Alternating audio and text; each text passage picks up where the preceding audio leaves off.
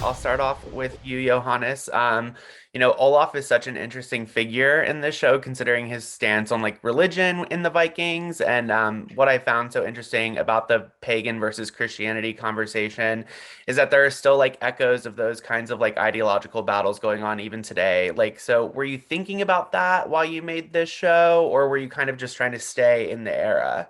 Yeah, well, no, it is really interesting. Like you said, it's still going on today, and religion, although rooted in something, very noble and beautiful, is very often used as a means to gain power and manipulation. And that's very much the fact in our show, as it is in reality, both then and today to a very certain extent. So yeah, definitely did think about that a lot. And I think it's beautifully written into the series by Jeb Stuart and the writers, how they use that. Really interesting and enjoyable to see.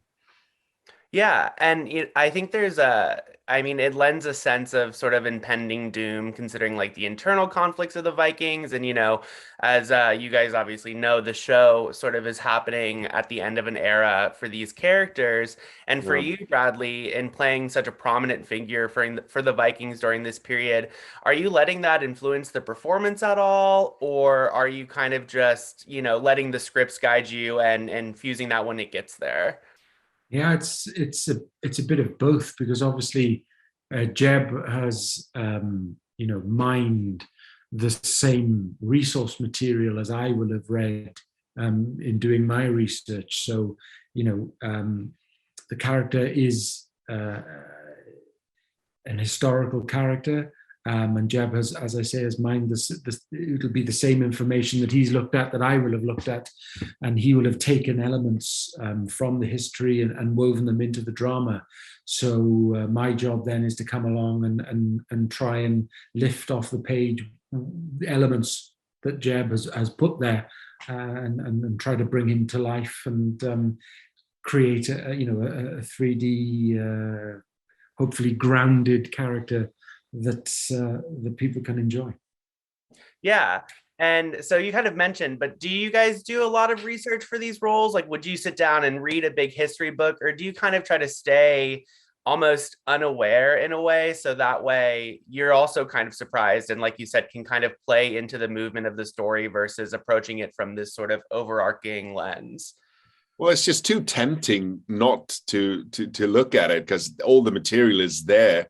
I mean, I definitely couldn't resist reading up on everything I could get my hands on. Yeah, and for you, Yeah, Bradley, you do both really, and it's a strange answer, but yeah, you do your research, you read your history books, but at the end of the day, when you find yourself on set and you have a dialogue or a scene to do with several other actors, then you have to serve that scene at that particular time, and you have to be in that moment. There's no point trying to serve a bigger purpose because it won't be seen. True. You have to be doing what needs to be done to serve that scene. So at that point, it becomes live. It becomes a real thing. You're interacting with another human being who's in the room with you, and that's the only thing that you have control of at that time. So you have to do it one setup at a time, as we say. yeah.